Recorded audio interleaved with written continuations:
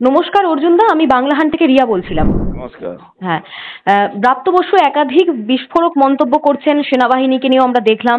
আজকে আপনাকে নিয়েও একটা মন্তব্য করেছেন। উনি বললেন যে অর্জুন সিং এর শেষ পরিণতি খুব খারাপ হতে চলেছে, বিধানসভা কিংবা লোকসভাতে নয়, আপনি নাকি সারা জীবনটা কাউন্সিলর হয়েই কাটিয়ে দেবেন। আপনি কি বলবেন এই বিষয়ে?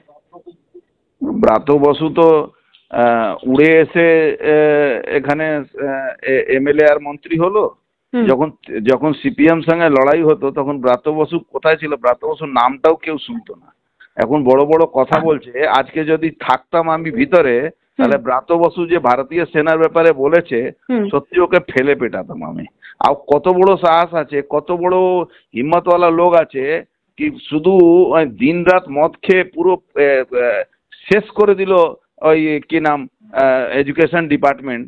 পশ্চিমবাংলা না ভারতবর্ষে যদি কোনো পরীক্ষায় আসে কি ভারতবর্ষের কোন রাজ্যের এডুকেশন ডিপার্টমেন্টে সব থেকে বেশি চোর আছে, তাহলে যে কোনো বাচ্চা ছেলেও লিখে দেবে কি পশ্চিমবাংলা এডুকেশন ডিপার্টমেন্টে সব থেকে বেশি চোর আছে।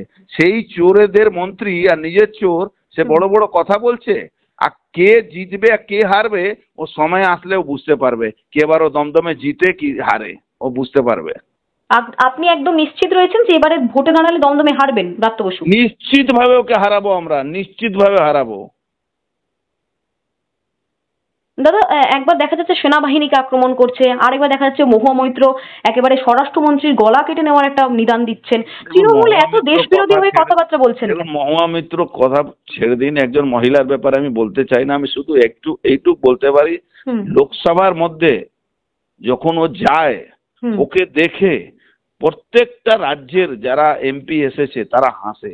কেন? মহুয়া মিত্র 11টার সময় গিয়ে পাঞ্জাব হয়ে যায়, 12টা থেকে ও সাউথ ইন্ডিয়ান হয়ে যায়, বিকাল হলে ও কেরালিয়ান হয়ে যায়, আর রাত্রি হলে ও উড়িষ্যা হয়ে যায়। তো এরকম একজন মহিলা সে তৃণমূল কংগ্রেসে থাকতে পারে, অন্য কোনো দলে থাকতে পারে না। আর বেশি কিছু বলবো না। ও গলা কেটে দেবে কি গলা কাটাবে কি সোনিয়া গান্ধী ওকে কি করতে যাচ্ছিল সবই জানা আছে।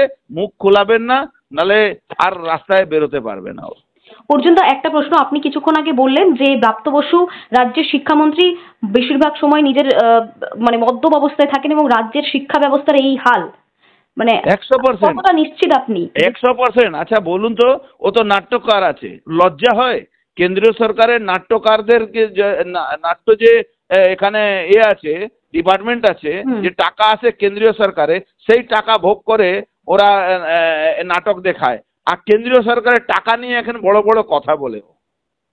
ও হিসাব কেন্দ্রীয় সরকার চাইলে দেখবেন ম্যাক্সিমাম টাকা ও আর সাঙ্গ পাঙ্গরা খেয়ে নিয়েছে। ও অত বড় চোর আছে কি কেন্দ্রীয় সরকারে তো নাট্য যে সংস্থাগুলোতে টাকা দেয়। আপনি খোঁজ নিন, ওকে বলুন খোঁজ দিতে। একটা এডুকেশন মিনিস্টার কিভাবে কত মিথ্যা কথা বলে মানুষকে বিভ্রান্ত করে রেখে দিয়েছে। একটা মিনিস্টার কিভাবে বলে কি আমার দল করলে আমরা চাকরি দেবো, সেই চাকরিটা পয়সা নিয়ে দেয়। আপনি চলে যান ওখানে, কতগুলো কাউন্সিলর ওর এজেন্ট আছে, তার কত স্কোয়ার ফিটে কত টাকা নিতে হয়, সব ওর কাছে টাকা দিয়ে ওখানে কাজ করতে হয়। অর্জুনদা, রাজ্যের প্রাক্তন শিক্ষামন্ত্রী জেলে রয়েছে। শুভেন্দু অধিকারী নিশ্চিত যে 26-এ বিজেপি সরকার ক্ষমতায় আসবে। বিজেপি সরকার ক্ষমতায় এলে কি বর্তমান শিক্ষামন্ত্রীও কি তার স্থান পরিবর্তন করবে? 100% জেলে যাবে। একটা এমন শিক্ষামন্ত্রী যার ডিপার্টমেন্টে, যার আন্ডারে 8000 স্কুল, মাধ্যমিক স্কুল বন্ধ হয়ে গেছে। 8000 মাধ্যমিক স্কুলের মধ্যে 50টার কোন স্কুলে আছে, কোন স্কুলে টিচার আছে তো স্টুডেন্ট নেই, স্টুডেন্ট আছে টিচার নেই। সবটাই বাংলা মিডিয়াম। প্রাইমারি স্কুল উঠে গেছে, সবটাই বাংলা মিডিয়াম। আর সে বলছে আমি এডুকেশন মিনিস্টার আছি। সে বড় বড় কথা বলছে, দেশের সেনাবাহিনীকে নিয়ে বাংলাদেশ সঙ্গে তুলনা করছে। সেনাবাহিনী যত জল খায় সারাদিনের মধ্যে ভারতবর্ষে, তত জল যদি একদিনে ফেলে দেয়, ওই বাংলাদেশ ধুয়ে মুছে সাফ হয়ে যাবে।